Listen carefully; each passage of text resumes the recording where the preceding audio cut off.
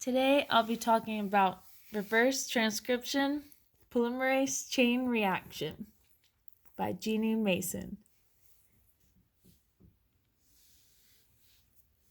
So this is a two-step process.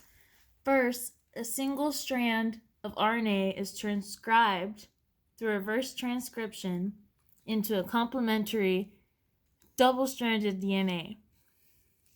Then, the DNA is used in PCR to amplify specific DNA sequences. This process can be used to measure the amount of a specific RNA within a cell or a tissue.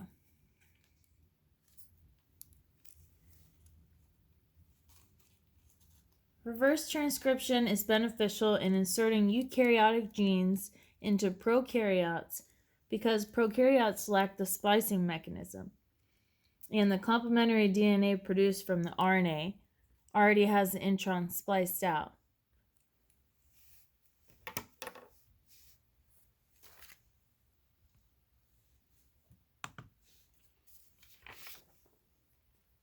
Some of the uses would be to measure gene expression, to diagnose genetic disease, and to study genomes of viruses. RNA is single-stranded and it's unstable to work with, so it can be easily contaminated or it can be degraded by RNase. The emergence of fluorescent DNA labeling techniques has allowed for detection of PCR products in real time. So probes are used such as saber green dye, and they emit a fluorescent signal by binding to the double-stranded DNA. The requirements would be a RNA template, enzymes, nucleotides, buffers, and a thermocycler.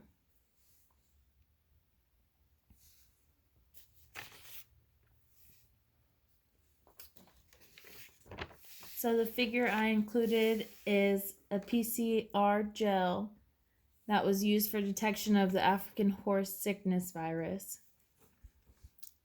The question addressed in the study is if PCR of the S8 gene that encodes for the protein that caused the African horse sickness virus would be able to detect the virus correctly or not.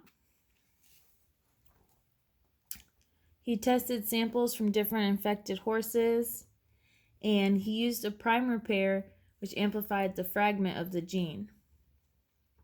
This showed that all the samples were positive for amplification of the S8 gene, as shown by the bands identical across the gel in the figure. The results show a rapid way to identify horses with this virus.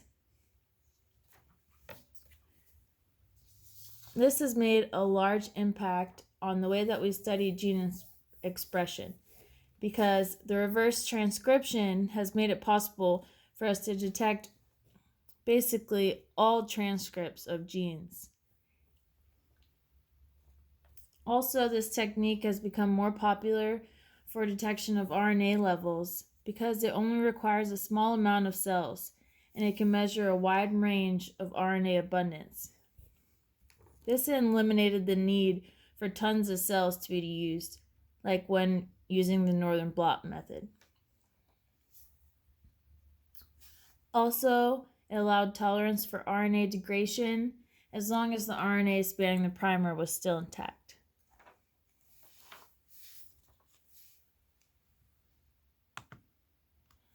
The question that I am concerned with is how this technique will change the way we diagnose and screen for cancer more rapidly in the future. This picture just shows the RNA with the primers and then mixed with the real-time mix PCR'd to make the PCR products to show rapidly the products.